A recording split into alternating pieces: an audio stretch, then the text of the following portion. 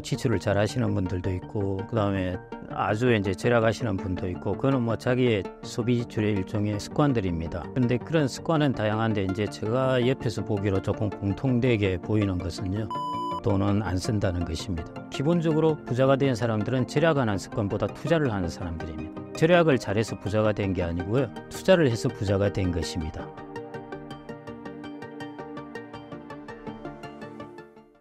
안녕하세요, 김경록입니다.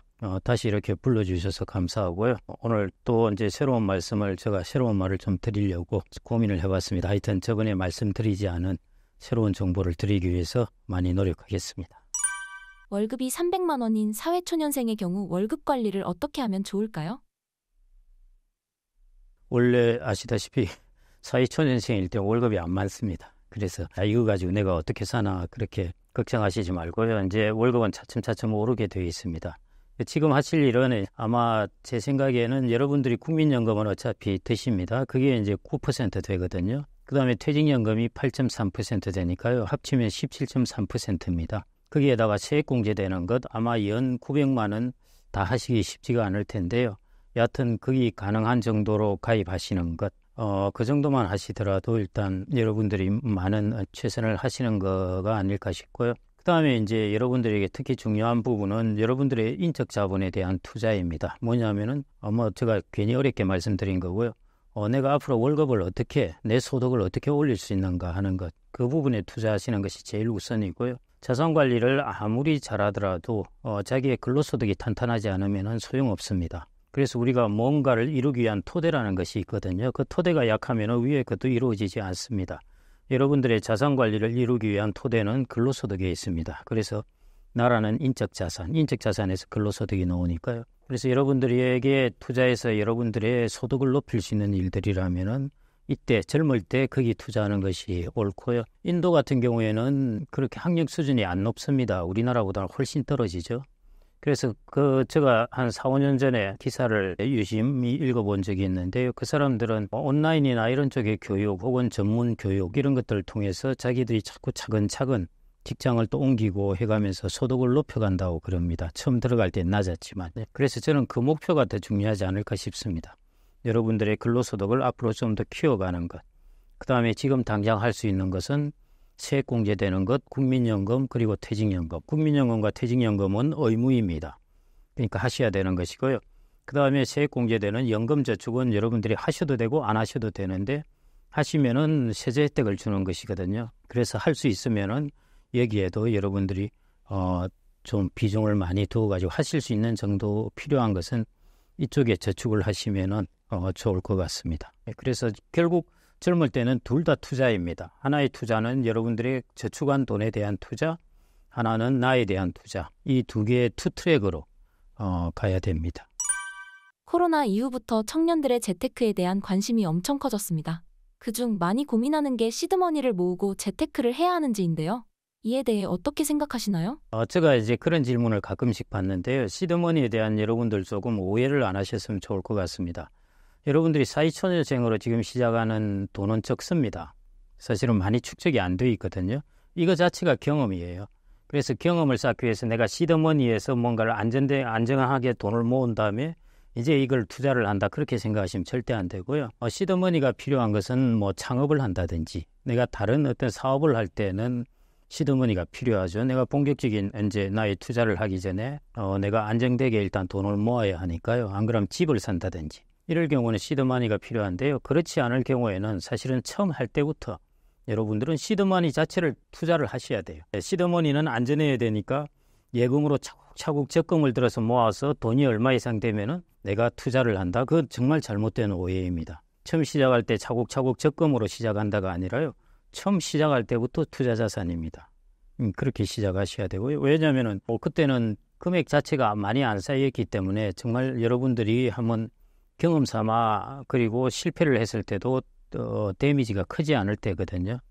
그래서 시드머니 자체가 투자라고 보셔야 됩니다. 그 부분은 좀 제가 가끔씩 그 질문을 받고 깜짝 놀랄 때가 있는데요. 그건 사업하거나 뭐 그런 거 스타트할 때 내가 창업하려 하는데 시드머니, 집을 살려 하는데 어느 정도의 많이 필요한데요.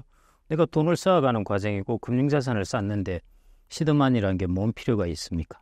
처음부터 여러분들은 그냥 바로 투자를 하시면 됩니다.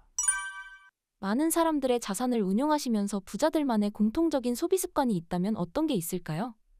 그건 정말 다양하고요. 지출을 잘 하시는 분들도 있고, 그다음에 아주 이제 절약하시는 분도 있고, 그거는 자기의 소비 지출의 일종의 습관들입니다. 그런데 그런 습관은 다양한데 이제 제가 옆에서 보기로 조금 공통되게 보이는 것은요, 허튼데 돈은 안 쓴다는 것입니다. 예를 들어 기부금도 어떤 때는 크게 내놓고 그다음에 어떤 것을 투자를 할 때도 어마어마하게 투자를 또 합니다. 그런데 그렇다고 해서 허튼데 조금 비효율적이죠. 그리고 이게 경제적으로 이치에 닿지 않는 소비라든지 이런 부분의 지출은 또 확실하게 통제를 합니다. 그래서 그런 부분이 아마 지출의 습관이 아닐까 싶고요. 절대 자체로 저축을 많이 하고 내가 그래야 한다? 그것도 안 맞습니다. 예를 들어 부자가 된 분들은 부채를 가지고 투자를 하는 사람들이에요. 아시다시피 그런 분들은 사업을 크게 하려면 부채를 해서 남의 돈을 빌려서 해야 되거든요. 그래서 그런 면에서 부채를 빌리지 않고 저축을 열심히 하고 그런 부분이 아니에요. 그거는 다양하게 나눠져 있습니다. 기본적으로 부자가 된 사람들은 절약하는 습관보다 투자를 하는 사람들입니다. 절약을 잘해서 부자가 된 게 아니고요. 투자를 해서 부자가 된 것입니다. 그래서 그 부분을 일단 확실히 하셔야 되고요. 그 다음에 이제 지출하는 데 있어서의 습관에서는 투자를 이렇게 계속 하시다 보니까 모든 것들이 경제학에서 말하자면은 한계 생산성이 똑같게 배분을 한다 이런 식으로 말씀을 드리면 조금 전문적이고요. 그냥 이치에 닿지 않는 지출 이런 것들은 작은 돈이라도 하지 않는다는 것이고요. 큰 돈이라도 내가 투자를 해야 되겠다 하면은 귀에 큰 손으로 덤뿍덤뿍 한다는 것입니다. 그래서 두 가지를 말씀드리는 게 열심히 저축을 해서 먹고 사는 것은 크게 문제는 없지만요. 방금 부자를 말씀하셔서 그러는데 부자는 열심히 저축한 사람보다 투자를 잘 한 사람입니다. 그래서 그런 부분이고 그다음 그 사람들의 지출 습관은 적게 쓰고 많이 쓰고의 여부가 아니라 상당히 합리적으로 한다. 이 두 가지 특징이라고 보여집니다. 제가 옆에서 지금까지 보아온 분들은 그런 분들입니다. 대표님만의 습관도 있을까요? 제 습관 같은 경우에는 저는 그렇게 큰 부자가 아니니까요. 그리고 이제 사업을 투자를 해서 크게 일으킨 것도 아니고 남의 부채를 끌어쓰면서 리스크 테이킹을 많이 한 것도 아니고요. 그래서 저는 큰 부자가 못 됐습니다. 그렇게 하는 분이 큰 부자가 돼요. 혹은 어렵게 되기도 하지만은 하여튼 뭔가 여러분들도 주변에 보셨듯이 예금을 열심히 하고 내가 절약을 했더니 저 사람 거부가 되었네? 없어요. 그래서 그분은 하늘이 내렸다고 하는 이유가 그 사람들은 투자를 통해서 리스크 테이킹을 해서 성공을 한 것이거든요. 그래서 리스크 테이킹을 해서 성공을 했으니까 이야 운이 좋네, 하늘이 내렸네 이렇게 되는 것이죠. 그래서 일단 리스크 테이킹을 해야 됩니다. 근데 저는 이제 그렇게 큰 리스크 테이킹은 못해요. 저는 작은 리스크 테이킹을 했기 때문에 저는 그냥 작게 이렇게 모아서 이렇게 하고 있는 것이고요. 그래서 저는 이제 절충이죠. 많은 사람들이 절충의 길을 갈 것 같은데요. 절약도 적정하게 하고 그래서 저축도 그렇게 함부로 돈을 쓰지 않으면서 이제 절약을 하고 그다음에 저축한 돈을 예금이라든지 이런 것이 아니라 조금 불안하기도 하고 또 불편하기도 하지만은 투자 자산을 통해서 나의 자산을 이제 증식시키는 방향 이 두 가지가 아마 가장 절충하는 일반인들의 길이 아닐까 싶습니다. 젊었을 때 많이들 간과하는 부분이 바로 연금일 텐데요. 노후 준비, 언제부터 어떻게 준비하는 게 좋을까요? 노후 준비에서 이제 이게 저는 젊은 사람들 같은 경우에는 이제 사람들의 인지적 편향이라는 게 있습니다. 인지적 편향이라는 것은 그냥 사람이 이전부터 유전적으로 타고난 특징인데요. 예를 들어 옛날 원시 시대 때부터 각인된 유전이라는 것은 일단 무슨 일이 뻥 터지면 도망을 가야 돼요. 그 다음에 현재 있는 것이 중요해요.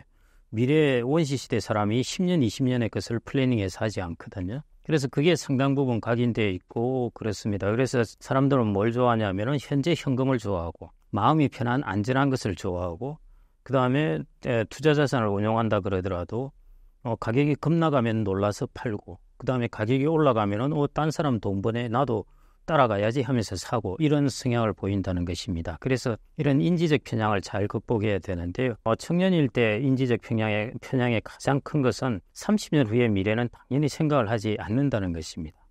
미래가 그려지지도 않고요. 예를 들어 20대 중반 혹은 30살이 된 사람한테 결혼하기도 바쁜데 야, 너 60대, 70대 돼서 어떻게 할래? 안 그려진다는 것입니다. 그래서 실제로 이제 노후 준비를 플래닝을 하는 데 있어서 그냥 미래의 모습을, 자기의 모습을 이제 이렇게 생각하시면 되겠습니다. AI를 통해서 자기의 나이 든 모습을 보여주는 것이에요. 그래서 30년, 40년 후의 모습을 AI를 통해서 쭉 이런 생활을 할 거다. 당신의 모습은 어떻게 될 것이다 하는 것을 보여주면은 노후 준비를 훨씬 많이 한답니다. 그래서 이제 여러분들에게 중요한 것은 인지적 사람의 단점을 극복해야 됩니다. 편안한 것을 좋아하고 단기적인 것을 좋아하고 이런 것을 벗어나가지고요. 여러분들이 앞으로 나는 50년의 플랜은 해야 되겠다 하는 생각을 하시는 거죠. 그러면은 인지적 편향의 큰 예 중에 하나가요. 여러분들 예를 들어 지금 돈이 예금이라면 이렇게 했죠. 돈이 100만 원이 있으면은 뭐 105만 원, 110만 원, 112만 원 이렇게 불어나요. 이게 선형적인 방법입니다. 그런데 비선형적인 방법은 돈이 어떻게 불어나냐면은 100만 원, 90만 원, 110만 원, 120만 원 하다가 200만 원, 300만 원, 500만 원, 1000만 원 이렇게 불어나거든요. 이게 비선형입니다. 그 자산은 장기적으로 보면 비선형으로 불어납니다. 왜냐하면 복리효과가 N승으로 증가하기 때문에요. 그래서 한 30년을 보시면은 여러분들이 이게 복리효과를 또 생각을 하셔야 돼요. 그러면은 3에서 4%로 30년을 두었을 때하고 6%로 30년을 두었을 때 차이가 얼마나 나는가를 여러분들이 눈으로 확인을 해보셔야 돼요. 그렇게 하셔가지고 내가 플래닝도 한 30, 40년을 해야 되겠다. 그러면은 일찍부터 시작해서 저축을 하는 것이 유리하다는 것. 그걸 여러분들이 이성적으로 확신을 가지셔야 돼요. 이성적으로 확신을 가지시려면 계산을 해보셔야 돼요. 남의 말을 듣는 것이 아니라 내가 20년을 저축을 해서 자산을 운용하는 것과 거기서 10년을 더하는 것은 얼마나 큰 차이가 있는 것인지 이걸 보시면은 여러분들이 하루라도 빨리 내가 투자를 해야 되겠구나 이런 생각을 하실 거고요. 그 다음 두 번째는 내가 3에서 4%를 운용할 때하고 그 다음에 5에서 6%를 운용할 때 한 30년 뒤에 얼마나 차이가 나는지 하는 것들을 한번 계산을 해보시면은 그러면은 여러분들이 이제 내가 어떻게 노후 준비를 해야 될까 하는 것을 알 수 있는데요. 여러분들이 예를 들어 연금 계좌라고 생각을 해보겠습니다. DC형도 있고 DB도 있겠지만요. DC나 IRP를 갖고 계신 분들 보면은 우리나라에 최근에 이제 퇴직연금에 디폴트 옵션이 도입됐습니다. 그래서 디폴트 옵션에 어떤 것을 선택하느냐 봤더니요. 여전히 사람들은 90%가 원리금 보장 상품을 선택하는 것입니다. 이것은 1년, 2년 편한 것을 찾는 것이에요. 그런데 20년, 30년을 바라보지 못하는 것이거든요. 그래서 제일 중요한 것은 여러분들이 꼭 플래닝을 한 30년 이상 보시고요. 이렇게 해도 감이 안 오실 거예요. 숫자로 계산해 보셔야 되는데요. 그렇게 해야 여러분들의 저축액이 결정이 되고 그 다음에 여러분들이 몇 퍼센트 어떤 자산을 여기 집어넣어야 될까 하는 부분을 알 수가 있습니다. 30년 뒤라고 한다면 어느 정도 차이가 날까요? 그거는 저도 계산을 해봐야 되죠. 예를 들어 30년이라 하면은 3%로 하면은 1 플러스 0.03의 30승을 하면 되고요. 거기에다가 금액을 1억 원이라면 1억 원을 곱하면 됩니다. 그 다음에 5%로 30년이라 하면은 1 플러스 0.05의 30승입니다. 그렇게 계산을 해보시면 되는데요. 그 다음에 또 하나는 그렇게 30년을 계산한 거하고 거기서 10년만 더 해보십시오. 그 말은 30승을 하지 말고 40승을 계산해 보시면 금액이 어마어마하게 차이가 납니다. 그 10년의 차이가. 그래서 어떻게 보면은 10년 늦게 시작하면서 저축을 많이 한 사람보다 10년 하루라도 지금 빨리 시작하면서 지금이라도 작은 돈이라도 저축을 해놓는 것이 나중에 가면은 이것이 그와 비슷한 효과를 나타내게 됩니다. 그건 아마 제가 말씀을 이렇게 드릴 수밖에 없고요. 실제 만일 강의를 한다면 제가 계산을 해가 보여드릴 텐데 그런 부분은 확실합니다. 그래서 일찍 시작하는 것. 예. 아무리 작은 돈이라도. 그래서 저는 초등학생들에게도 그렇게 하는데요. 니네들의 용돈이 아무리 작다고 해도 그거를 가볍게 보지 말고 그것을 투자해 놓으면은 다른 애들보다 10년 먼저 예를 들어 5천 원이라도 10년 먼저 투자해 놓는 돈이 나중에 훨씬 크게 불어날 수 있다는 것입니다. 그게 젊은 사람도 마찬가지고요. 그 다음에 뭘 투자할 것인가, 투자를 할 것인가, 예금을 할 것인가. 이 의사결정이 아주 중요합니다. 그래서 여러분들이 이제 모든 것은 사실은 이제 선택인데요. 여러분들은 결국 열심히 하는 것도 중요하지만 어떤 선택을 하느냐도 중요합니다. 첫 번째 선택은 지금 시작할 것인가, 좀 이따가 시작할 것인가. 이죠. 그 다음에 내가 저축을 얼마 할 것인가 하는 것도 여러분들의 선택입니다. 무슨 선택이냐? 지금 소비할 것인가, 미래에 소비할 것인가. 이게 선택입니다. 그 다음에 세 번째 선택은 예금을 할 것인가, 투자를 할 것인가.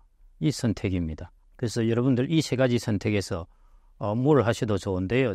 제가 이 선택에서 일반적으로 가장 좋은 선택의 길이라는 것은 지금 할 것인가 나중에 할 것인가 당연히 아무리 작아도 지금 해야 되는 것이고요. 그 다음에 지금의 소비와 미래의 소비 간에는 여러분들이 지금의 소비에만 너무 집중하시지 말고 미래에 내가 갖게 될 소비도 계산을 보셔가지고 저축을 결정하셔야 되고 그 다음에 내가 저축한 돈을 투자를 할까 예금을 할까. 젊은 청년 같으면은 저는 100% 투자입니다. 퇴직연금이 도입된 지 거의 20년이 지났습니다. 현재 한국의 퇴직연금 상황은 어떤가요? 지금 거의 400조 정도 되어 있고요. 양적으로는 많이 성장했습니다. 우리가 퇴직금 제도에서 퇴직연금 제도로 이런저런 몇 가지 이유로 이제 그게 바람직하기 때문에 당연히 제도를 바꾸고 2005년부터 해가지고요. 지금은 이제 어느 정도 많이 정착이 되었습니다. 양적으로는 커졌으니까요. 그런데 이제 양적으로 이 부분보다 앞으로 더 커집니다. 앞으로 국민연금보다 이제 퇴직연금이 더 커지게 될 텐데요. 그래서 우리나라에서는 상당히 중요한 부분입니다. 국민연금이 이제 어로만 우리가 노후 준비를 충분히 하지 못한다. 그럼 거기에 대한 솔루션이 뭐가 있느냐? 국민연금을 더 키운다? 안 됩니다. 지금으로서는. 왜냐하면 국가가 안아야 될 재정의 불확실성이 더 커지기 때문에요. 그렇게는 안 될 겁니다. 그럼 뭘로 하느냐? 퇴직연금이나 사적연금으로 보완하게 해주는 것이 세계적인 추세입니다. 그래서 우리나라는 퇴직연금을 그래도 그나마 2005년에 도입했고 개인연금은 1994년부터 도입했고 이런 것들을 제도를 정착해 왔는데요. 퇴직연금이 그래서 양적으로는 어느 정도 꽤 성장을 했는데 아직 질적으로는 미흡한 부분이 좀 있습니다. 많은 제도들을 도입했는데 퇴직연금은 중요한 것이 축적하는 과정에서 얼마나 축적을 잘할 수 있게 만드느냐. 그러니까 증식을 하게 만들어야죠. 그 다음에 인출하는 과정에서 얼마나 안정된 은퇴소득을 사람들이 노후에 지불을 해줄 것인가 하는 것. 이 두 가지를 잘 제도적으로 마련해 줘야 되는데 이게 질적인 문제입니다. 여기는 각국마다 다 자기들의 나라의 사정에 따라서 다 제도들이 다르기도 합니다. 예를 들어 극단적인 경우에 이제 네덜란드 같은 경우에는요. 축적할 때는 컬렉티브 DC라고 그래서 모두 다 집합해서 풀링을 한다 그러죠. 그 개인들의 돈을 집합해서 운용을 해줍니다. 마치 과학기술인 공제회 하듯이 여기서 이제 집합해서 운용을 해주니까 수익률이 평균적으로 다 비슷하게 나가는 것이죠. 그 다음에 인출을 할 때는 국가에서 강제적으로 종신연금을 들게 해놨습니다. 그래서 인출할 때는 모두 다 연금을 받아요. 거기다가 공적연금하고 이렇게 받으니까 네덜란드 사람들은 인출할 때 주식시장이 어떻게 흔들리든 간에 자기들은 관계없이 은퇴소득을 받는 것이죠. 그래서 이게 이제 각국마다의 제도의 문제입니다. 이게 퇴직연금의 질적인 문제이고요. 그런데 우리나라는 축적하는 과정, 소위 말해 증식하는 과정이나 인출하는 과정 이 두 개에서 모두 다 바이어스가 어마어마하게 나타납니다. 그 바이어스라는 것은 퍼즐이라고 그러는데요. 증식을 할 때는 주식이나 투자자산을 통해서 증식의 속도를 극대화해야 되는데요. 아까 제가 디폴트 옵션 말씀드렸듯이 90%가 원리금 보장 상품이고요. 그 외에도 7, 80% 원리금 보장 상품입니다. 제가 DC하고 IRP를 조사를 해봤더니 한 3년 전의 기준으로 지금도 크게 안 변했는데요. 그때 기준으로 주식의 비중이 10% 정도였습니다. 그러니까 극명하게 소위 말해 자산을 증식시키는 엔진이 없다는 거죠. 그냥 선형으로 증식하는 것입니다. 그래서 이런 부분이 이제 질적인 문제이고요. 이 부분이 이제 좀 고쳐져야 되는데 최근에 작년에 도입된 디폴트 옵션은 결국 이 부분이 본질적으로는 안 고쳐지게 되어 있습니다. 그래서 이제 자산 증식의 문제에 있어서 여전히 좀 병목 현상이라 할까요? 그 장애 요인이 있고요. 그 다음에 남아있는 것이 이제 인출할 때 우리가 돈을 얼마나 은퇴소득을 안정되게 받을 수 있느냐 하는 부분은 아직 진척이 안 되어 있습니다. 왜냐하면은 지금까지는 증식하고 적립금을 어떻게 운용할까 하는 거에 당국도 초점을 두었고요. 앞으로는 우리 한국은행 리포트에서 나왔듯이 이제 2차 배위 부모들도 은퇴를 한다면 이 사람들도 이제 은퇴소득을 인출을 통해서 받으려 하겠죠. 그래서 이 시장이 커지게 됩니다. 그래서 이 시장에 대한 제도적 준비가 있어야 되는데요. 아직은 이 부분은 이제 별로 시작을 안 했습니다. 그러니까 양적으로는 많이 성장을 했는데 축적하는 과정에 있어가지고 증식하는 과정에 있어서 제도를 도입했는데 좀 미흡하게 되어 있었고요. 그다음에 인출하는 과정에서 제도는 아직 도입이 본격적으로 되지 않은 상황, 이런 상황이라고 보시면 되겠습니다. 그래서 질적인 변화가 그걸 다른 말로 하면은 이제 제도적인 변화, 그것은 제도적인 변화는 당국이 하는 문제이고요. 그 다음에 이제 증권사나 운용사나 이런 퇴직연금 사업자들이 자기들이 어떤 솔루션을 제공해 주느냐 하는 것하고 어떤 금융 상품을 제공해 주느냐 하는 이런 문제가 또 중요합니다. 그래서 그 퇴직연금 사업자, 당국 이 두 주체가 아직 좀 더 질적인 면에서는 좀 노력이 아직 그러니까 아직 더 변화되어야 될 게 아직은 많다고 보고 있습니다. 퇴직연금 수익률을 안정적으로 조금이라도 늘리기 위해 고위험 고수익 대신 중위험 중수익 상품을 찾는 사람이 많습니다. 중위험 중수익 상품으로 어떤 걸 추천하시나요? 그냥 여러분들의 자산 운용은 기관들의 자산 운용하고 비슷하게 한다고 보시면 되겠습니다. 기관들이 고위험은 어떻게 하느냐? 주식의 비중이에요. 주식의 비중이 50%, 60% 하면은 자산 배분이 조금 고위험으로 되어 있구나. 그 다음에 주식의 비중이 한 40%. 이 정도 되면은 중위험으로 되어 있구나. 이게 10% 이 정도 되면은 저위험으로 되어 있구나. 이렇거든요. 여러분들은 특별히 무슨 중위험 상품, 뭐 구조화된 상품 이런 것들 축적하는 과정에서는 그런 거 필요 없어요. 심플한 자산이 제일입니다. 그래서 뭐 구조화된 것으로 자산의 변동성을 줄여준다 등등 이야기를 하는데 그냥 중위험이라면은 여러분들이 지금 하고 있는 대부분의 포트폴리오는 저위험일 겁니다. 주식의 비중이 낮으니까요. 그냥 주식의 편입 비중을 좀 높이시면 돼요. 그게 그냥 중위험입니다. 예를 들어 한 50%를 주식의 비중으로 한다. 뭐 30에서 50 정도가 될 텐데요. 그 정도 하시면 그냥 중위험이 되고요. 그래서 디폴트 옵션에 이제 제대로 좀 도입이 안 된 면도 있지만은 미국의 경우에는 이렇습니다. 내가 퇴직연금에 대해서 아무런 의사결정을 하지 않으면은 그러면은 퇴직연금 가입도 자동으로 하게 돼 있고요. 우리는 의무가입이지만 미국은 아니니까요. 자동으로 하게 되어 있고 퇴직연금에 들어가는 상품도 자동으로 편입되게 되어 있습니다. 그게 디폴트 옵션이에요. 그래서 내가 아무것도 안 해도 나는 자동적으로 내 퇴직연금에는 펀드가 들어와 있는 거예요. 근데 우리나라는 이제 조금 법적인 면이나 이런 면이 있어가지고요. 어떻게 하냐면은 우리나라 퇴직연금 가입은 어차피 의무가입이니까 이거는 괜찮아요. 근데 상품을 선택하는 데 있어서 내가 아무것도 안 하면이 아니라요. 우리는 적적 디폴트 상품을 우리가 선정을 해야 됩니다. 그러니까 이게 디폴트가 아니라고 할 수 있는데 다만 이제 디폴트 옵션, 적격 디폴트 상품의 장점이라면은 전문가들이 이제 각 퇴직연금 사업자들이 가져온 상품을 다 심사를 합니다. 그래서 자산의 배분이라든지 아니면 수수료라든지 이런 것들을 다 심사해서 적격하다 판정을 내려준 것이 적격 디폴트 상품이거든요. 그래서 퇴직연금 상품 중에 그래도 전문가들의 마지막 심사를 거친 것이 적격 디폴트 상품입니다. 그러니까 여러분들이 디폴트 상품 말고 그냥 내가 좋은 상품을 고른다 할 때도 적격 디폴트 상품에서 고르시면 돼요. 거기 보면은 크게 어떻게 나눠져 있냐면 고위험 고수익, 중위험 중수익, 저위험 저수익, 그 다음에 초저위험 이렇게 나눠져 있거든요. 여러분들이 지금 중위험 상품을 원한다 하면은 그냥 중위험 상품을 디폴트 상품에 있는 것을 하나 선택하시면 돼요. 그러면은 중위험에 맞게끔 주식의 비중이나 이런 것들이 정해져 있습니다. 그래서 워렌 버핏이 이런 이야기를 했어요. 주주총회에서 여러분들하고 똑같은 고민이에요. 저 근로자이고 그런데 제가 돈을 어떻게 모으면 좋겠습니까? 이렇게 물어봤거든요. 워렌 버핏이 뭐라고 답을 했느냐? 여러분들의 저축하는 돈은 농담을 했습니다. 첫 번째는 버크셔 해드웨이 주식을 사라 그랬어요. 그 자기의 회사 주식이니까요. 그거는 이제 조커이고 두 번째 S&P 500에 집어넣고 모두 나머지 시간은 여러분들 근로소득을 높이는 데 집중하십시오. 그래서 저는 여기에서 더하고 덜하고 할 것도 없습니다.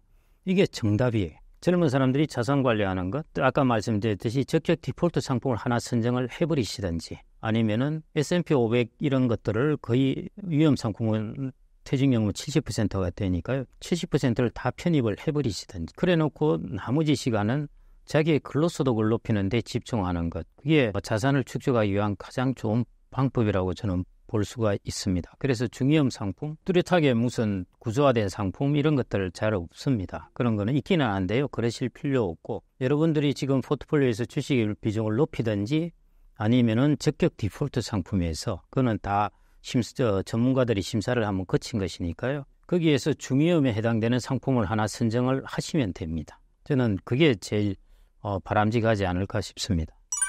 퇴직연금을 잘 운영하고 있는 나라들은 어떻게 운영하고 있나요? 여러 나라들이 다 제도들이 다르긴 합니다. 그래서 이제 미국도 잘 운영되고 있고요. 미국은 디폴트 옵션을 도입해서 잘 운영되고 있습니다. 그다음에 호주 같은 나라는 이제 기금형을 도입해서 잘 운영을 하고 있어요. 여러 기금들을 만드는 것입니다. 그래서 근로자가 자기가 원하는 곳에 넣는 것이죠.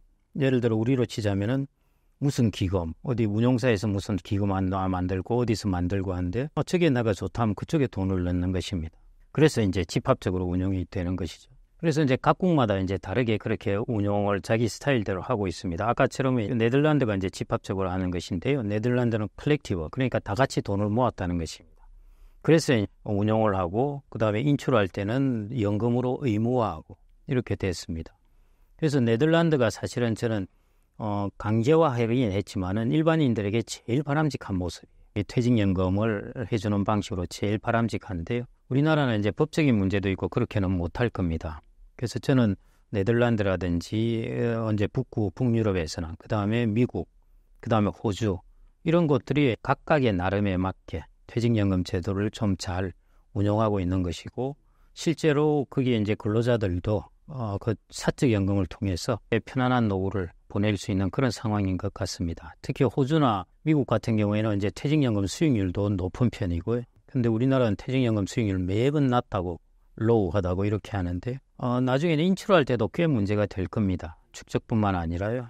방금 질문하신 대로 그럼 어떤 나라가 우리나라가 지금 많이 이제 사실은 디폴트 옵션은 이제 미국으로부터 좀 이제 주로 많이 받아들이고 그다음에 기금형은 호주로부터 연구를 하고 있는데 아직은 받아들이지 않고요.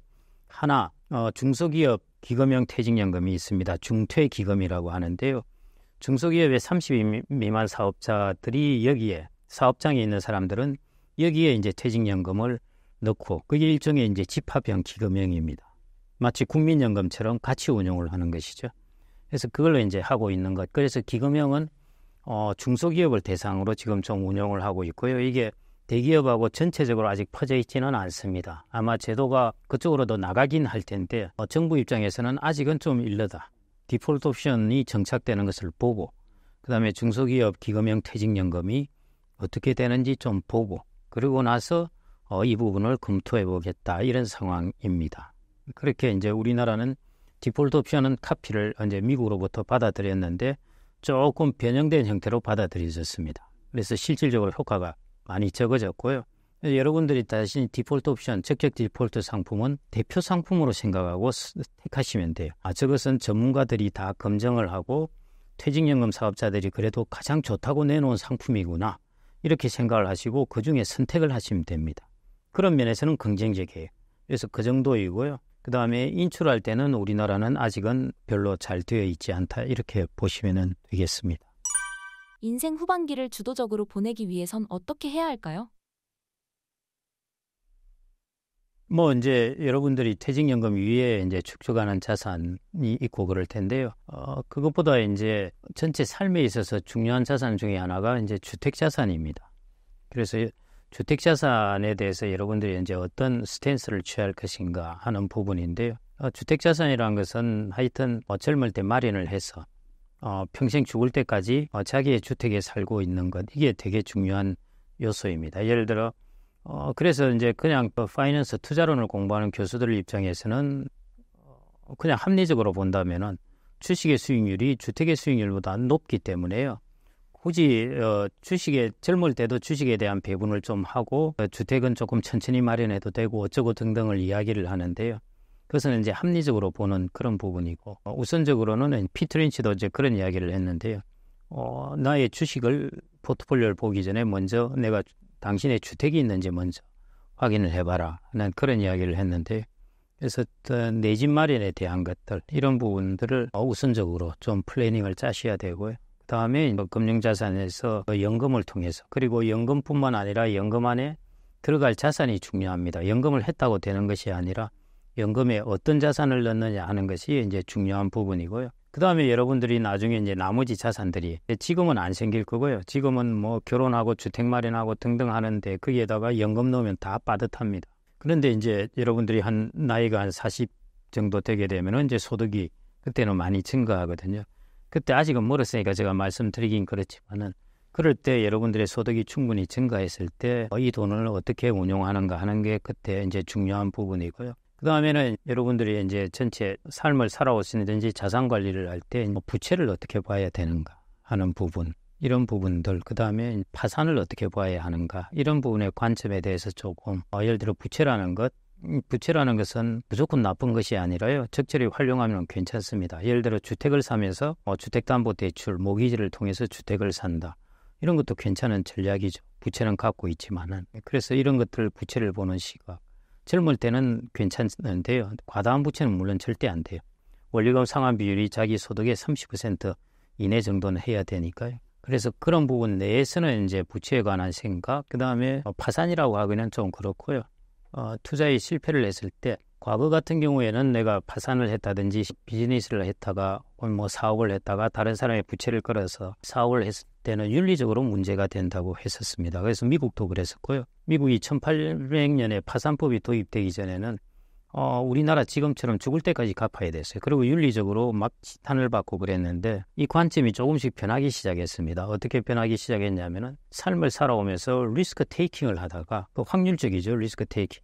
그래서 내가 실패를 했다는 것이죠. 그건 리스크 테이킹에 대한 실패인 것이지 윤리적인 측면으로 볼 것은 아니다. 그래서 파산법과 회생 관련 법이 나오게 돼가지고요. 그런 일이 생겼을 때는 사람들이 파산법을 통해서 그 사람을 다시 회생하게 만드는 쪽으로 리스크 테이킹을 하다 실패를 했는데 이것은 윤리적인 문제가 아니라는 것이죠. 그래서 여러분들이 혹은 이제 젊었을 때 사업도 하고 하다가 그런 일이 생겼을 때는 내 삶이 파탄났네 이런 생각을 하실 게 아니라요. 다시 새로이 정리를 하는 것입니다. 뭐냐면은 그래서 파산법은 처음에 파산이 나게 선고를 하면요. 다 재산을 일정 기간 채권자가 청구하는 거나 뭐나 다 정지를 시켜버려요. 채권자 청구도 못하게 하고요. 스탑을 시켜놓고 이걸 다시 재구조화합니다.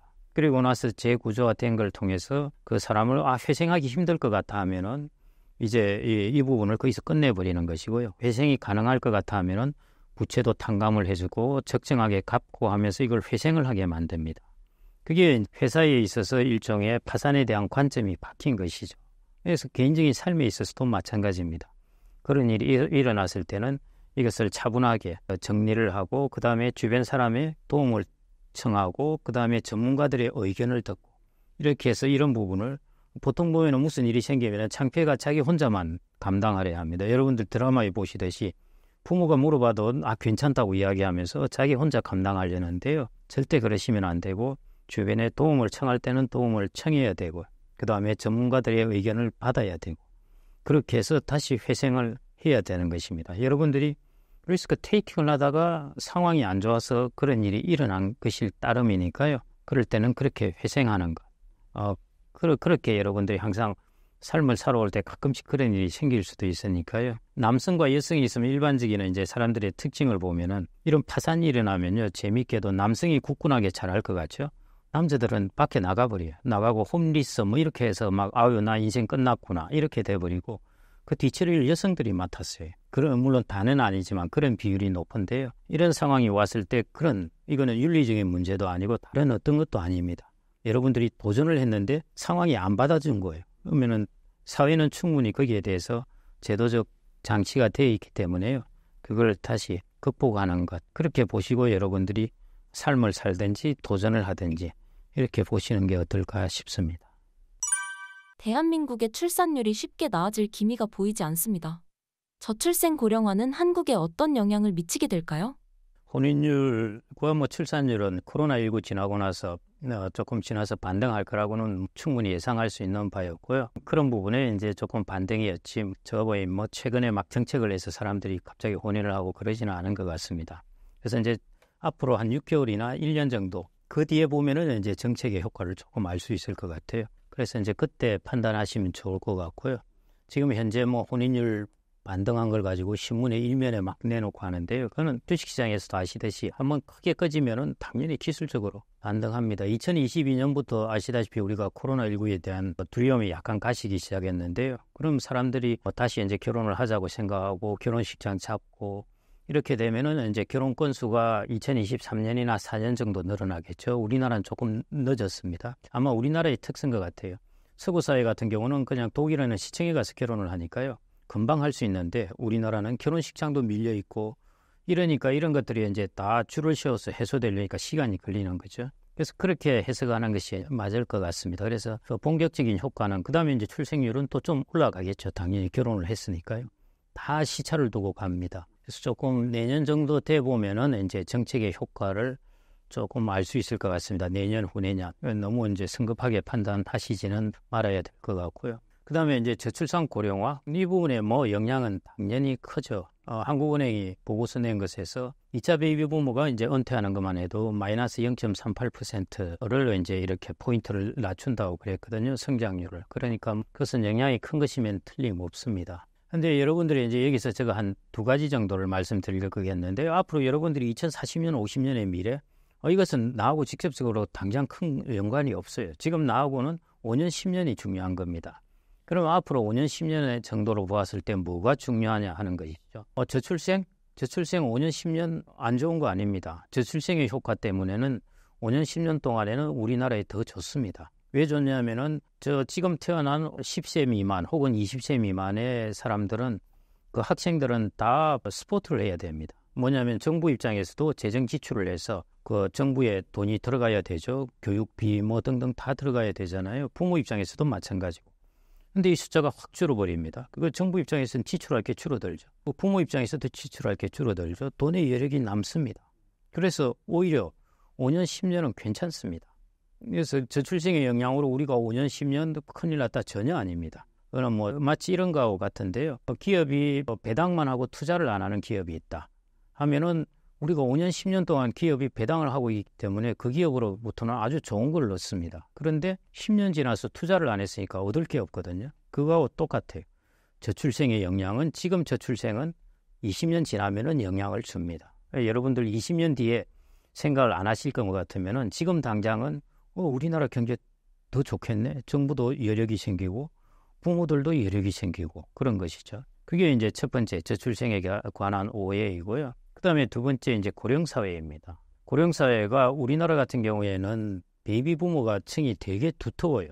55년부터 74년생까지 이르러 있습니다. 그래서 1차 베이비 부모가 은퇴했다 그러더라도 2차 베이비 부모들이 또 그 층을 형성하고 있어요. 2차 베이비 부모가 은퇴하더라도 또 그 밑에 한 70만 명 이상 태어난 또 90년대생 이후 또 사람들이 90년대생하고 그 사람들이 있습니다. 그래서 의외로 전체 연령별 인구 숫자가 조금씩 줄기는 하지만요. 꽤 탄탄한 편입니다. 그래서 고령화의 영향이 우리나라에 직접적으로 아주 크게 10년 동안에는 큰 영향이 없습니다. 특히 우리나라의 60대의 고용률을 보면은 60에서 65세 정도까지 보면은 여전히 한 60% 이상 차지하고 있거든요. 퇴직 연령은 55세 뭐 이렇다고 그러는데 60에서 65세 고용률 보면은 뭐 64, 5% 됩니다. 그러면은 지금 예를 들어 우리가 60년대생만 보면 한 850만 명 되는데요.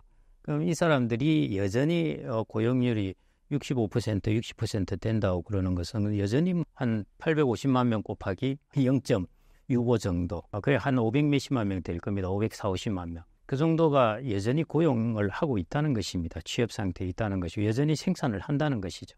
그래서 그런 측면에 있어가지고 아직은 큰 영향이 없어요. 재정부담 국민연금에 아시다시피 기금이 고갈되는 것은 2055년입니다. 우리나라는 2040년까지 국민연금의 적립금은 계속 쌓입니다. 지금부터 17년, 16년 후 동안은 적립금이 더 많이 쌓여요.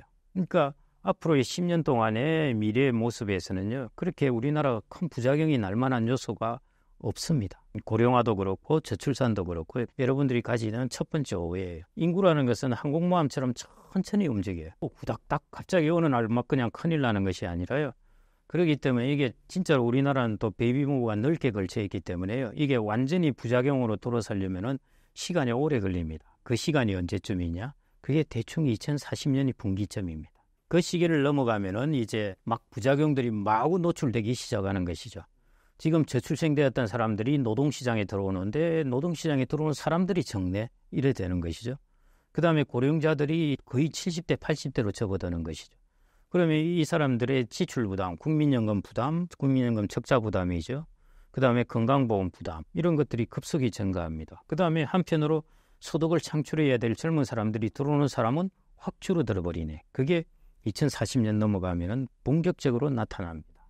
그래서 여러분들이 플래닝을 짜실 때는 크게 우리나라는 지금 입장에서는 크게 단기와 중기, 장기로 나누어서 보셔야 돼요. 그래서 단기 입장에서는 난리 났다고 시끄럽긴 한데 생각보다는 덜 우리나라가 영향을 받고요. 대신 2040년 정도를 넘어가면은 무슨 방법을 쓰더라도 그 부작용을 돌리기가 쉽지 않는 그런 국면에 이제 접어듭니다. 그래서 그런 쪽에 타임 호라이즌을 생각하시면서 플래닝을 짜시는 게 좋고요. 이걸 뭉뚱그려 가지고 2040년 이후에 일어날 일을 마치 지금도 일어날 것처럼 이렇게 생각하시면은 조금 오해의 소지가 있고요. 그리고 인구 면에서 본다면은 사실은 우리나라가 한 2천 인구만 생각한다면 생산성 이런 거 생각하지 않고요. 인구만 생각한다면은 2050년을 넘어가면은 마이너스 성장률입니다. 그러니까 지금부터 2050년 한 20년 동안 계속 성장률이 조금씩 떨어진다는 뜻이죠. 인구만 볼 때는 그런 측면이 있고요. 그 부작용이 본격적으로 노정화되는 것은 표면으로 드러나는 것은 한 2040년 기점일 것 같고, 그래서 지금부터 한 10년 동안은 뭐 큰 문제 없고, 짧게는 5년 동안 큰 문제 없고요. 그 이후 한 10년 동안은 이제 변하는 기간이죠. 트랜지션 피리어드입니다. A에서 B로 변하는데 그 과정이 뭔가 이제 막 복잡한 것들이 얽혀 일어납니다. 그게 이제 한 10년 정도 있을 것 같고요. 그 다음에 2040년 넘어가면은 이제 전반적인 분위기가 다 그쪽으로 쭉 부정적인 방향으로 노동력도 적게 들어오고 고령자들이 많아져서 지출은 많이 쓰고 이런 것들이죠. 그럼 국가의 이제 부담이 확 증가하는 그때가 2040년 이후일 것 같습니다. 그렇게 나누어서 보시는 게 구체적으로 보시는 게 맞습니다. 일본 고령화의 모습과 비슷하다고 볼 수 있을까요? 예. 그거는 뭐 고령화 모습은 비슷하게 흘러갑니다. 그 다음에 이제 고령화의 모습하고 그 국가의 전체 성장의 모습하고는 또 다릅니다. 그러니까 고령화 모습은 기본적으로 일본의 고령자 비율, 출생자 숫자에 비하면 우리나라는 더 취약하니까요. 일본에서 겪는 것보다 좀 더 취약하게 나타난다. 더 안 좋게 나타난다. 이게 이제 인구에서 모습입니다. 그래서 일본이 30년 동안에 거의 제로 성장을 했는데 그래서 잃어버린 30년이라고 그러잖아요. 우리나라 내수 시장이 그럴 겁니다. 지금 내수 안 좋다, 수출은 이러는데 내수는 왜 그러냐 이야기하는데요. 이것은 아직 이제 시작하는 단계입니다. 시작도 안 했다고 볼 수 있고요. 본격적으로 인구 측면에서 내수 시장이 문제가 되기 시작하면은 그때부터 적어도 20-30년 동안은 우리나라 내수 시장은 완전히 옆으로 플랫하게 그냥 플랫하든지 더 떨어지든 그런 모습으로 간다고 보면 될 것 같고요. 일본하고 다른 차이점이라면은 우리나라는 수출 부분, 일본에 비해서는 수출이 동력이잖아요. 그런데 그러면 대외 환경이 좋아야 되는데 대외 환경으로 치자면은 중국이 또 12,000달러에서 앞으로 성장할 거고 인도가 14억의 인구가 성장을 할 거고요. 아프리카는 어떻게 될지는 모르겠습니다. 하여튼 인구가 지금 80억에서 90억 명으로 증가하는 상황이거든요. 그래서 수출하는 업체 같은 경우에는 얼마든지 수출의 경쟁력이 있으면 시장은 커집니다. 그래서 우리나라는 수출과 내수가 양극화되는 모습을 보일 것 같습니다. 그게 일본하고 약간 차이점인데요. 일본은 내수 시장이에요. 그래서 내수가 죽으면 경제 전체가 죽어버려요. 근데 우리나라는 수출과 내수가 나눠져 있기 때문에요.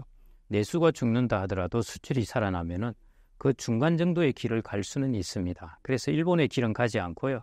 일본보다는 좀 나은 길을 갈 것 같고 그 다음에 수출과 내수가 극명하게 양극화되는 모습 그런 모습일 것 같습니다. 그래서 여러분들이 앞으로 나의 자산이나 나의 비즈니스나 이런 걸 어디에 둘까 이런 걸 의사결정을 하실 때 인구가 도움이 될 수 있는 것은 앞으로 내수 시장은 아주 안 좋다는 것이죠. 안 좋으면은 이게 어떤 관례로 나타나냐면은 양극화돼요. 그래서 앞으로 우리나라는 아마 우리가 폴러라이제이션이라고 그러죠. 이제 양극화된다는 것인데요. 수출과 내수의 양극화, 그 다음에 내수 시장도 고급 제품과 저렴한 시장의 양극화 이렇게 나타난다는 것이죠. 어중간한 중간으로 살아남는 것이 아니라 일본의 옛날에 샤쿠엔샵, 백엔샵, 그 1,000원짜리죠. 그 당시 30년 전에 그런 샵으로 통해서 성공하는 것도 있을 거고 아주 고급화된 시장. 이 고급화된 시장이라는 것은 수출 기업에 있는 소득을 많이 번 사람들이 이용할 수 있겠죠.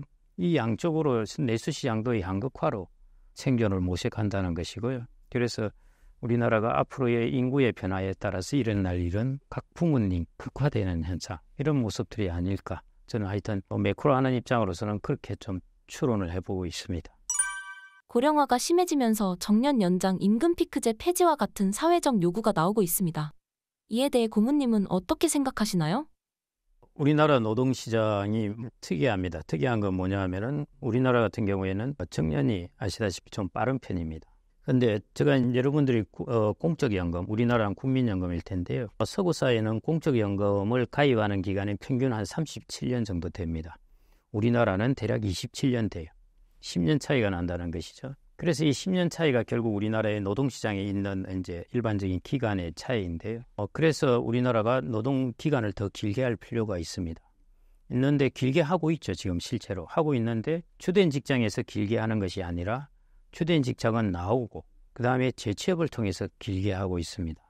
그러다 보니까 이제 좀 지위가 열악한 것이죠. 그러면 이걸 이제 주된 직장에서 길게 할 수 없을까 하는 것이죠. 그게 이제 정년을 연장한다는 것 하는 것인데요. 가장 걸림돌이 한 두 가지 있습니다. 첫째는 우리나라가 베이비 부모들이 한참 경제가 성장할 때 대기업에 들어가고 회사에 들어갔으니까 이 사람들이 많이 있습니다. 이 사람들은 어쩔 수 없이 지금 인력을 줄여야 돼요. 왜냐하면 성장이 그때처럼 고성장을 하는 게 아니니까요. 그래서 정년을 연장하면서까지 이렇게 이 사람들을 킵할 수 없어요. 그렇게 킵을 한다면 기업이 견딜 수가 없습니다. 기업이 살아야 청년 근로자도 살 수가 있으니까요. 그래서 이런 부분이 우리나라의 인구 구조와 우리나라의 제조업의 특징. 제조업의 특징은 뭐냐? 성장을 하더라도 서비스처럼 사람을 그만큼 고용 안 해요.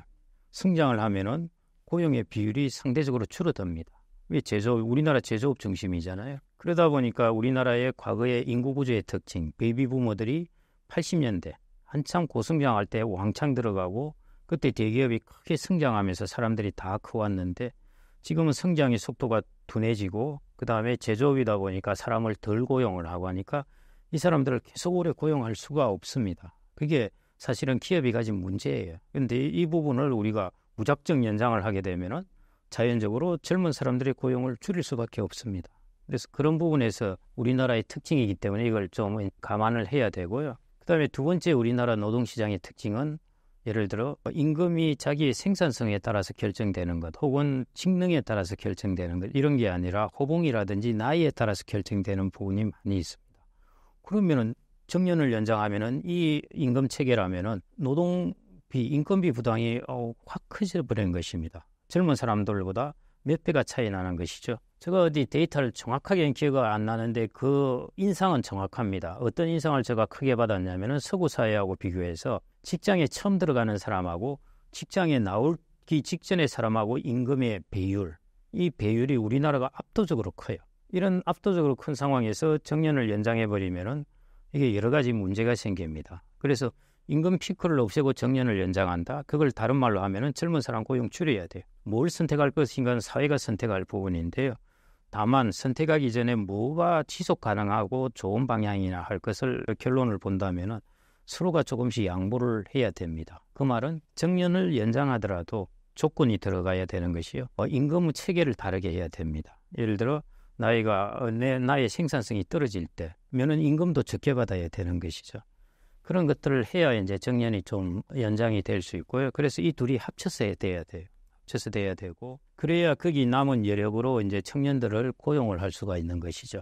그래서 저는 정년 연장과 청년 고용에서는 좀 그런 입장을 보입니다. 우리나라가 지금 이런 상황에 처하게 된 것도 우리나라가 베이비 부모의 특징, 한창 고성장할 때 베이비 부모들이 왕창 직장에 들어갔다는 것. 그런데 지금은 성장의 속도가 둔화되니까 이 사람들이 남아 돈다는 것. 그 다음에 제조업은 성장을 한다고 해서 성장하는 만큼의 고용을 하는 것이 아니라 그 비율이 줄어든다는 것. 이게 우리나라의 조건입니다. 그것 때문에 지금 이제 이런 현상이 일어나고 있거든요.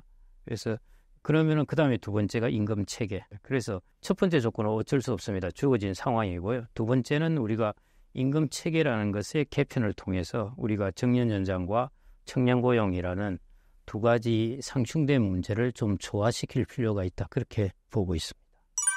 초고령화 사회에서 위기도 있지만 기회도 있을 것이라 생각하는데요.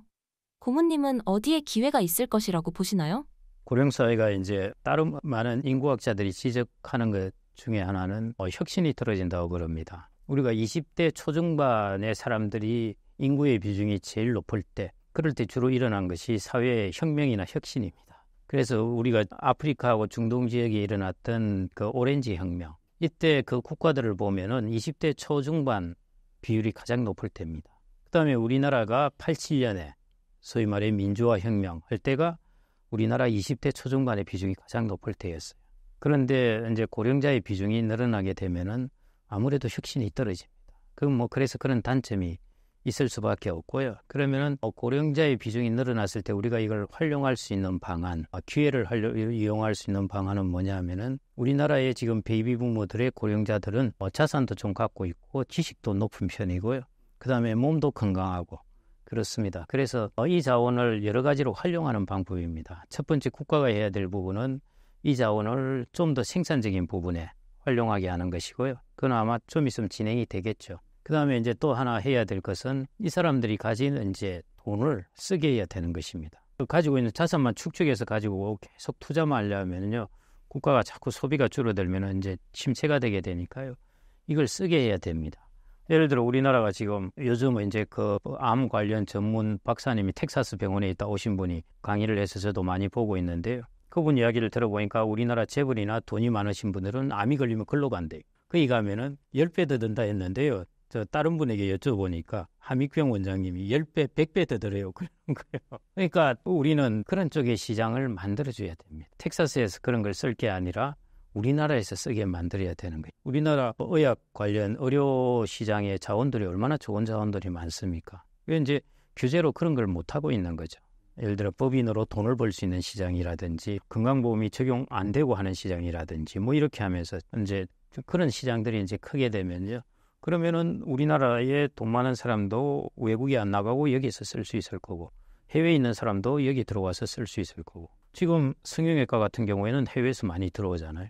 보험 안 되고 그러니까 이 시장이 막 많이 크고 있죠.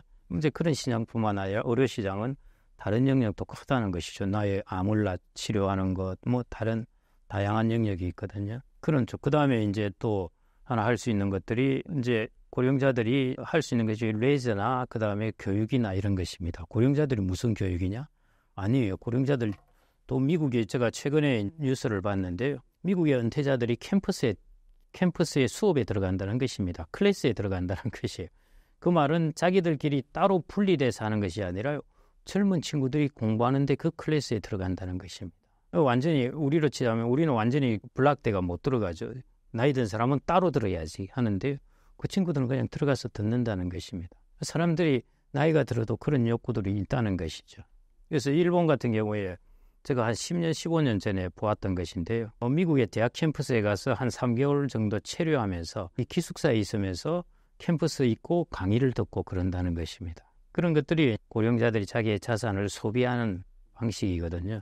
국내에서도 그런 소비를 하게 이끌어가야 되는 것이죠. 그래서 저는 고령자들이 이제 그런 소비 시장을 만들어줘야 된다는 것이고요. 그 다음에 하나 기회를 말씀하셨는데 의료 시장이 커질 수밖에 없습니다. 그 다음에 최근에 이제 의료 시장이 바이오라든지 디지털 쪽으로 많이 커지고 있거든요. 그래서 이런 부분에서는 고령자들이 돈이 있어야 이걸 사요. 이 보편적 시장이 아닙니다. 이거는 어느 정도 돈이 있는 사람들의 맞춤식 시장입니다. 근데 우리나라 같은 경우에는 이제 베이비 부모들이 어느 정도 부를 쌓은 자산 상위 계층이 있습니다. 이 사람들은 쓸 수 있다는 것이죠. 그래서 이 시장을 좀 활성화하는데 여러분들이 잘 비교해 보시면은 일본은 고령화는 우리나라보다 한 20년 빨리 왔는데요. 그때 90년대부터 시작되었어요. 그런데 그때는 AI 없었습니다. 그래서 그냥 몸으로 때웠습니다. 근데 우리나라는 고령화가 본격화되는데 AI가 로봇이 들어왔어요. 활용하기에 너무 좋은 시기라는 것이죠. 저는 이 두 개를 꼭 접목시켜야 된다고 봅니다. 그런데 중국은 똑같이 우리나라처럼 고령화에 들어왔는데 1인당 소득이 12,000달러예요. 우리나라는 35,000달러입니다. 우리나라가 이런 제품을 소비하고 하기에 훨씬 적합하게 구성이 되어 있다는 것이죠. 우리나라는 선진국이 되고 AI가 되고 고령화에 접어든 것입니다. 그래서 이런 고령산업 관련된 하이테크 산업이죠. 로봇, 그다음에 그 바이오, 뭐 이런 것들이 다 거기에 해당되는 것이죠. 그래서 이런 부분에 가상시장 이런 것도 거기에 해당될 것이고요. 그런 쪽에 이제 좀 저는 산업이 의외로 성장할 기회가 있지 않을까 그렇게 보고 있습니다. 현재 뭐 아직은 그럼에도 불구하고 바이오는 옆으로 빌빌기고 있기는 한데요. 그는 코로나19 때 너무 올라온 것이 지금 후유증을 많이 겪고 있는 것 같아요. 그 후유증을 이제 좀 다 정리하고 나면은 그러고 나면은 이런 부분이 성장하지 않을까 싶고요. 저는 로봇 같은 경우 로봇은 저는 성장을 하리라고 보았는데 저도 이전에는 로봇은 AI하고 같다고 보았거든요. AI가 성장하면 로봇이 성장합니다. 물론 기술적인 그런 기술이라는 것은 우리의 제조 기술의 면도 있긴 하지만요. 기본적으로 AI가 제일 중요하니까요. 그래서 저는 로봇의 산업의 성장은 조금 더 늦게 일어날 거라고 보았습니다. 그런데 최근에 AI 쪽에 확 점프를 하게 되면서 로봇도 같이 점프를 생각보다 빨리 지금 성장을 하고 있고요. 그 다음에는 성장할 수 있는 부분이 이제 메타버스 시장인데 지금 완전히 죽었죠. 이게 너무 올랐다가 사람들이 이제 완전히 메타버스는 쳐다도 보기 싫게 되어버렸는데요. 이 시장도 고령자 입장에서는 꽤 매력적인 시장이죠. 예를 들어 애플이 아주 좋은 어떤 버추얼 리얼리티를 보여줄 수 있는 그런 것들을 세트를 개발한다 하면은 뭐 여행을 안 가더라도 자기가 여행을 할 수 있는 그런 느낌을 가질 수 있을 거고요. 그 한 4, 5년 전에 나온 것 중에 하나가 미국하고 일본에서 다 나왔는데 가상현실을 자기의 정보 자료들을 다 이제 갖다 주면은 그걸 가지고 가상현실을 보여줍니다. 자기가 어릴 때 살던 집이 나오고 엄마가 나오고 막 이런 거예요. 그런 것들이 무엇에 그럼 도움이 되느냐? 노인들의 우울증을 해소해 주는 것입니다. 그래서 여러분들이 지금도 데이터를 많이 모아 놓으시면요. 나중에 그걸 가지고 여러분들의 가상현실을 만들 수 있습니다. 사진, 동영상, 텍스트, 그 다음에 전화할 때 하는 음성, 이런 것들의 데이터가 충분히 모이면 나중에 이제 갖다 줘 보십시오. 가상현실을 만들어줘요. 여러분들이 나이 들었으면은 어릴 때 모습의 가상현실. 그때 엄마도 나오고 그럴 거예요. 그런 시장이 저는 이제 메타버스 시장이라고 보는데요. 그 시장은 지금은 많이 주고 있는데 저는 메타버스 시장을 저 개인적으로 좋게 보고 있습니다. 그 메타버스를 디지털 지구라고 그러잖아요. 하나의 지구가 또 만들어지는 거예요. 자기가 좋아하는 세상을 가는 거예요. 그래서 사람들은 그런 수요가 있습니다. 지금까지는 평균적으로 사람들이 다수결로 동의한 제도에 자기를 끼워 맞춰야 됐어요. 난 싫지만은 나는 들어갔어야 돼요. 근데 디지털 지구나 메타버스가 만들어지면은 자기가 좋아하는 세상에 가서 살면 됩니다. 그래서 그런 게 저한테 맞는 취향이고 그래서 그런지 모르겠지만은 그런 것들도 메타버스는 조금 길게 봐서는 여전히 유효하지 않을까 그렇게 보고 있습니다. 제가 그래서 데모테크라는 책을 쓸 때 괜찮게 봤던 시장이 바이오 시장, 그 다음에 로봇 같은 것이고요. 그 다음에 이제 클라우드는 이 모든 것이 기반을 이루는 것이니까요. 그 다음에 클라우드, 그 다음에 뷰티, 이런 것들이 제가 고령화 시대에 그래도 수요가 괜찮다고 본 시장인데요. 여전히 앞으로도 유효할 것 같습니다. 고령화가 심해지면서 문제가 되고 있는 게 바로 빈집 문제입니다. 미래의 대한민국 부동산 어떻게 될 거라고 보시나요? 우리나라는 아마 빈집보다 빈방 문제가 돼도 될 것 같은데요. 왜냐하면은 아파트 문화 이런 데서 사람들이 방 3개, 4개 가지고 있다가 자녀들이 다 출가하고 나면은 그게 이제 빈방이 생기게 됩니다. 그래서 평수는 넓게 비싼 집이 있으면서 사실은 비효율적으로 활용하는 것이죠. 방은 2개 정도 썼는데 4개 방을 이제 책도 집어넣고 가구도 집어넣고 하는데 그게 나중에 고령화가 자기가 나이가 들게 되면 상당히 비용이라는 걸 깨닫게 될 겁니다. 그래서 이 빈방이 생겨날 때 이걸 어떻게 활용할 것인가, 내가 임대를 줄 것인가. 근데 다른 사람이 들어와서 사는 것 싫다 하면은 작은 집으로 옮기든지 뭐 이런 의사결정을 해야 될 겁니다. 그래서 일본이나 다른 나라들은 단독주택으로 이렇게 돼 있다 보니까요. 이제 빈집의 문제 이런 것들이 생기는데 우리나라는 아파트 거주 문화가 압도적으로 많습니다. 그러다 보니까 아파트는 일반적으로 교외 지역에 이런 데보다는 중심 지역에 서 있는 것이 일반적이거든요. 그래서 그런 아파트에서 슬럼 아파트는 생길 거예요. 그거는 한 20, 30년 봐야 됩니다. 그 정도 지나면 생길 텐데요. 일본과 같은 그런 빈집보다는 당장에 앞으로 닥칠 문제는 빈방의 문제가 아닐까 생각됩니다. 그래서 최근에는 젊은 사람도 1인 가구가 많다 보니까요. 요즘 아주 제일 작은 초소형 평수가 인기가 좋지 않습니까? 이전에 불과 한 5년, 10년 전만 하더라도 이거 안 들어간다 그랬어요. 내가 저 작은데 왜 들어가냐 하면서 인기가 없었어요. 근데 요즘은 이제 인기가 세상이 그렇게 변하는 겁니다. 갑작스럽게 이제 인기가 좋아졌거든요. 그건 이제 젊은 사람들의 변화인데 뭐 뉴욕이나 이런 데는 이미 일어났죠. 사실은 뭐 이렇게 작은 평수에서 이렇게 내면은 침대도 나오고 뭐도 나오고 하는 이렇게 이제 사는 것인데요. 그게 이제 서서히 젊은 사람들에게 정착되는 것인데 나이 든 사람들은 아직 변화를 안 했습니다. 이제 본격적으로 은퇴를 하기 시작하는데 이제 이 사람들이 닥친 문제는 빈방이에요. 방이 2개가 남는데 내가 지금 이걸 계속 유지해야 되느냐, 임대를 줘야 되느냐. 여기에서 아마 집에 변화 과정이 일어날 것 같습니다. 이 사람들이 이런 집을 던지고 다른 집으로 갈 것인지, 임대를 줄 것인지, 가구를 분화할 것인지, 뭐 다양하게 뭐 이런 것들의 일들이 이제부터 조금 일어나기 시작할 것 같고요. 그래서 저는 빈집의 문제, 시골 같은 경우, 지방 같은 경우 당연히 생겨요. 뭐 생길 수밖에 없고요. 그다음에 아파트 같은 경우에도 외곽에 있는 지역에서 생길 수밖에 없습니다. 왜냐? 지금은 재건축을 했어요.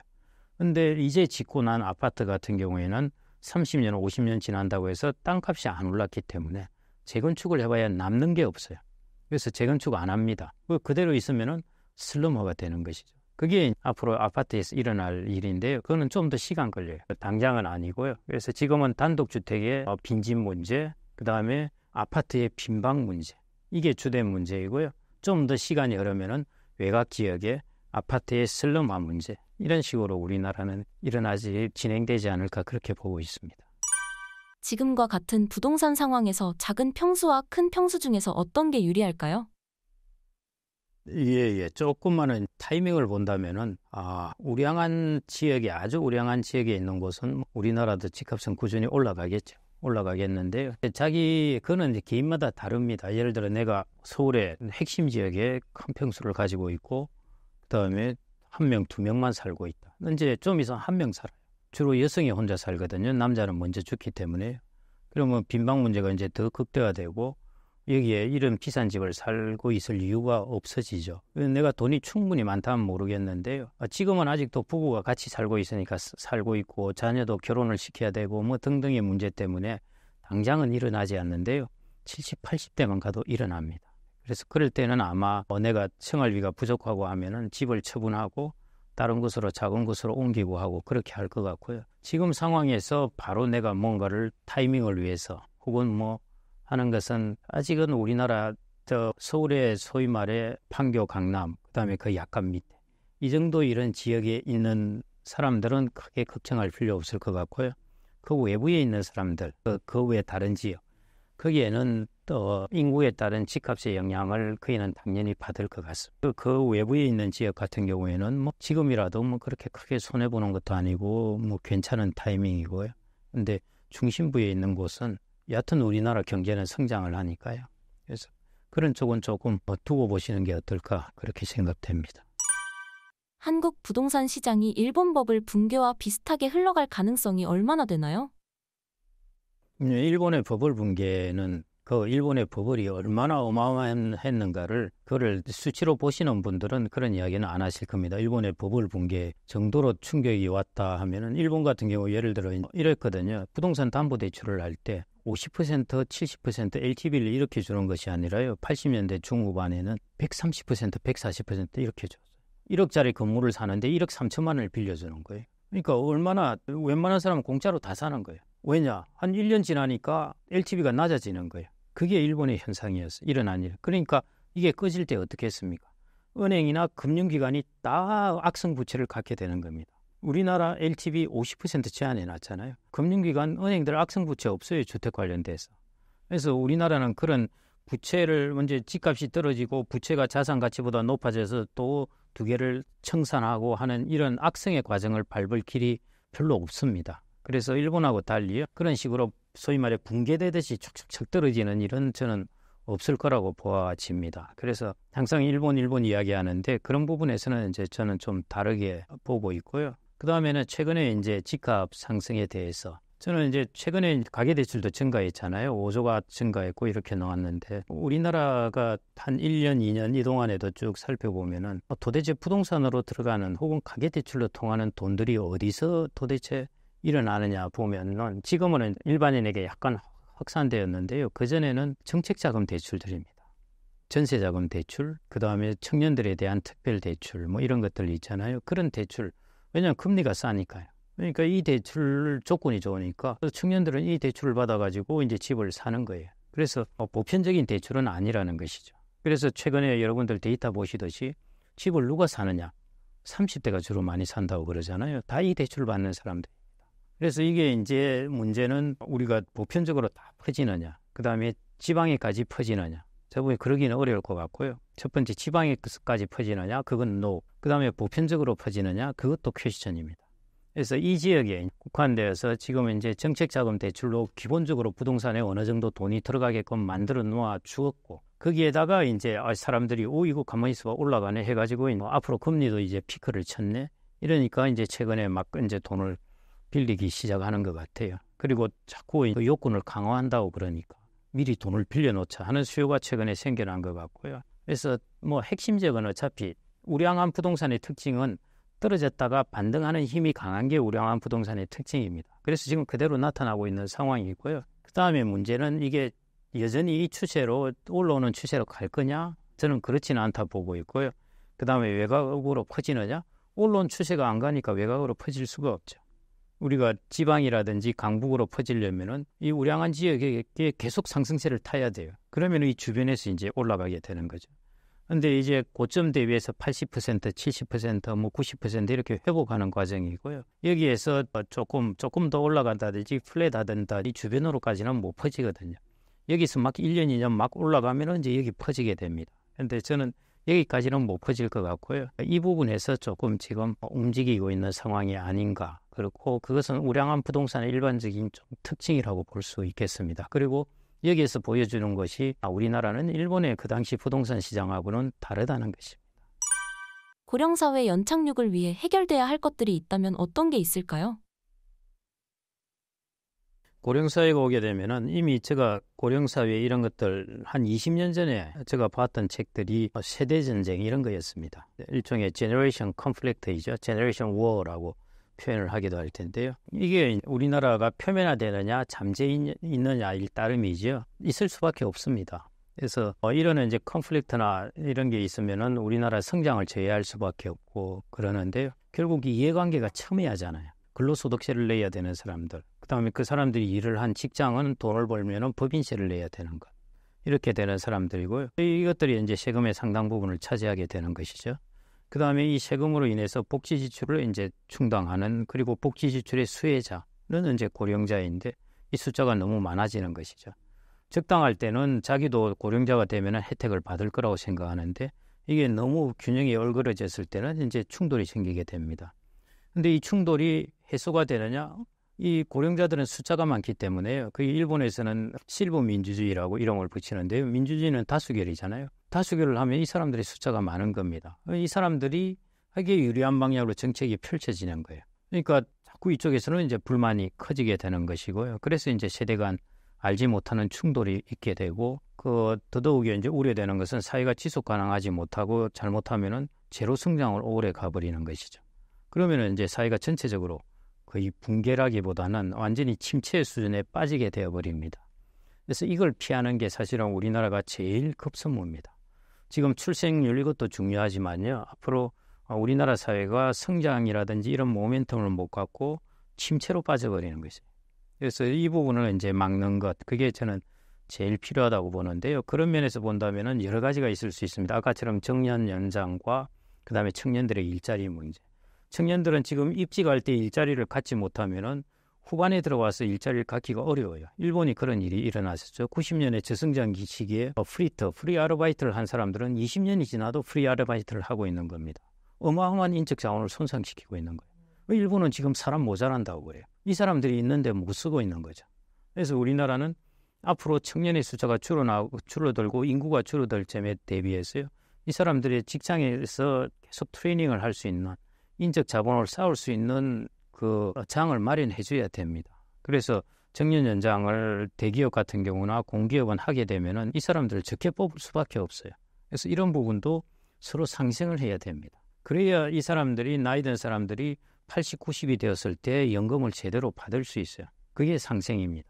그래서 항상 여기에서는 실버 민주주의나 혹은 뭐 젊은 사람은 젊은 사람대로 어떤 컨플릭트로 자꾸 가는 것이 아니라 서로가 상생의 길을 항상 찾도록 해야 되는 것이고요. 그래서 그게 이제 저는 첫 번째 방향성으로서는 뭐 쉽게 말하면 윈윈 게임, 상생의 게임이고요. 그런 쪽에서 이제 하부 플랜이 계속 나올 수 있겠죠. 그 중에 하나가 이제 이런 부분인데요. 그 중에 하나가 큰 부분이 세제개혁입니다.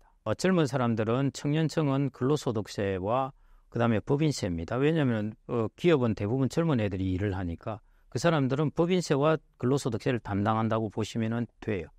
그러니까 전체 젊은 사람들이 부담하는 세금은 법인세, 근로소득세, 그다음에 부가가치세. 왜냐하면 소비도 많이 하니까요. 그렇게 본다면 이 사람들의 세금이 대부분이에요. 그다음에 이제 재산세라는 것과 상속세라는 것이 있는 부분이거든요. 그런데 이 부분이 하나는 재산에 대한 것, 하나는 자기가 일을 하는 것에 대한 세금인데요. 지금 중심은 이게 돼 있죠. 그런데 앞으로 세월이 흐르면 이 사람의 숫자는 적어지고 이 사람의 숫자는 많아집니다.